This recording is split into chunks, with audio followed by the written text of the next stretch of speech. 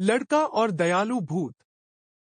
एक बार एक शांत गांव में एक जिज्ञासु लड़के का नाम सम था। एक शाम जैसे ही सूरज ढलने लगा, उसने गांव के किनारे एक पुरानी सुनसान हवेली का पता लगाने का फैसला किया। गांव के लोग कहते थे कि वह भूतिया है, लेकिन सम हिम्मत नहीं हार रहा था। जैसे ही वह धूल भरे कमरों से होकर गुजरा, अचानक उसे एक ठंडक महसूस हुई और उसने एक चमकती हुई आकृति देखी, एक दयालु भूत जिसका नाम एलारा था। सम डरने के बजाय उसे देखकर उत्सुक हो गया। तुम इस हवेली में क्यों भटक रही हो? उसने पूछा।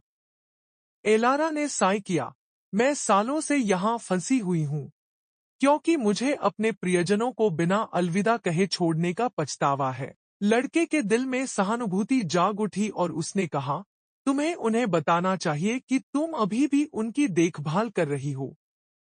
शायद इससे तुम्हारा दिल हल्का होगा। लड़के की दयालुता से प्रोत्साहित होकर एलारा ने एक अंतिम बार अपने परिवार से मिलने का निर्णय लिया। उस रात उसने अपने दुखी परिवार को सपनों में देखा, प्यार और सांत्वना की संदेश साझा करते हुए।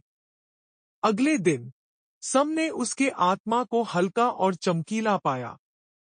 धन्यवाद छोटे दोस्त, उसने फुसफुसाया।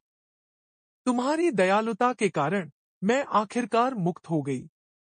इसके साथ एलारा चमक की एक बौछार में लुप्त हो गई, अपनी पीछे उस पुरानी हवेली में एक गर्म रोशनी छोड़ गई। सम हवेली से बाहर आया, यह समझते हुए कि कभी-कभी जीवितों और मृतकों को उपचार के लिए थोड़ी दयालुता और अलविदा कहने का साहस चाहिए।